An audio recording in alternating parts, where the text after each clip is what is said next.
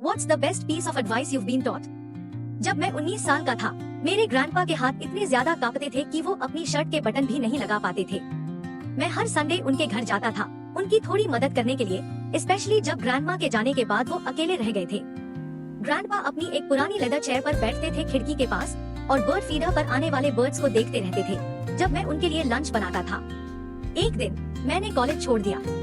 मैंने किसी को नहीं बताया, बस क्लासेस जाना बंद कर दिया और एडमिनिस्ट्रेशन ऑफिस के कॉल्स इग्नोर कर दिए। उस संडे मैं ग्रैंडपा के घर पहुंचा, रेड आईज और झुके हुए कंधों के साथ। उन्होंने फौरन नोटिस कर लिया, लेकिन कुछ नहीं कहा। मैं चुपचाप उनका सूप गर्म करता रहा और उनकी मेडिकेशन ऑर्गेनाइज करता रहा।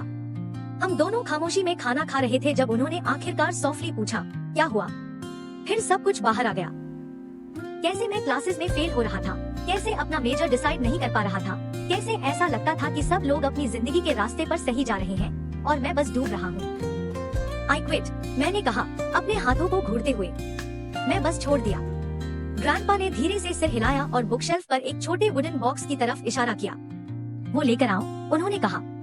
उस बॉक्स में पुराने फोटोज, टिकट स्टब्स और एक बहुत पुराना, कई बार खोला मोड़ा गया पीस ऑफ पेपर था। ये मेरे नेवी डिस्चार्ज पेपर्स हैं, उन्होंने बताया।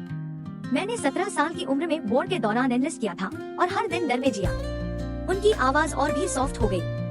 2 साल बाद मुझे घर भेज दिया गया, श्रैपनल के साथ मेरी लेग में। उस समय मैं सिर्फ 19 साल का था और लगा था कि जिंदगी खत्म हो गई। उन्होंने बहुत प्यार से उस पेपर को खोला।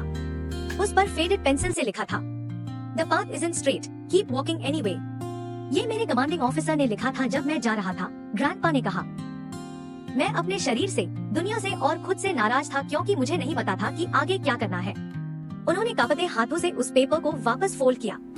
मैंने इसे 63 सालों तक संभाल कर रखा है। शादी, तुम्हारे पापा को बड़ा करना, जॉब्स खोना, नई जॉब्स ढूंढना, फ्रेंड्स को खोना और अब तुम्हारी ग्रैंडमा को अलविदा कहना, हर मोड़ पर। उन्होंने मेरा हाथ थामा। जानते हो, उन्होंने मुस्कुराते हुए कहा, मैं ऑलमोस्ट तुम्हारी ग्रैंडमा से शादी नहीं करने वाला था। सोचता था मेरी बैड लेग और नाइटमेयर्स के साथ मैं अच्छा हस्बैंड नहीं बन पाऊंगा।